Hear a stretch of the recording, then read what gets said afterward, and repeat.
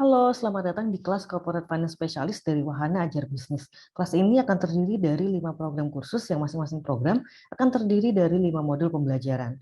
Pada modul pertama, kita akan membahas mengenai key concepts in corporate finance. Corporate finance memiliki peran penting dalam keputusan pendanaan dan investasi untuk meningkatkan nilai perusahaan dalam rangka memaksimalkan kekayaan para pemegang sahamnya. Selain itu, dalam implementasinya, corporate finance juga perlu mengoptimalkan dana perusahaan dengan efektif dan efisien untuk mencapai tujuan perusahaan. Pada dasarnya, terdapat 3 fungsi penting dalam corporate finance, antara lain, yang pertama adalah investment, yang kedua adalah financing, dan yang ketiga adalah dividend policy atau kebijakan dividen. Secara tradisional, manajer keuangan berperan penting dalam beli kapital, melakukan negosiasi dengan berbagai investor, banker, pemegang saham, long-term lender untuk memperoleh pendanaan pada biaya minimal yang paling mungkin.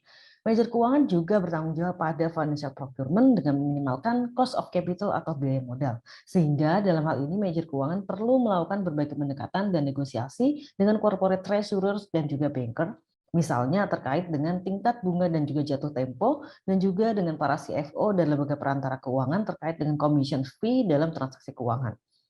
Akan tetapi, manajer keuangan juga tidak hanya berperan dalam membeli kapital, mereka juga sebagai penjual kapital. Tujuannya bergeser menjadi memaksimalkan harga kapital dari minimalkan harga dan biaya kapital.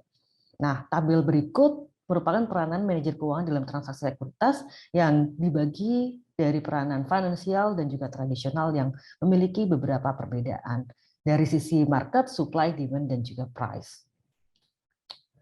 Pada gambar berikut dijelaskan terkait dengan fungsi finance dalam organisasi, yang menjelaskan terkait dengan bagaimana keterkaitan antara fungsi finance akuntansi dalam sebuah perusahaan besar, di mana masing-masing departemen memiliki fokus dan tanggung jawab masing-masing.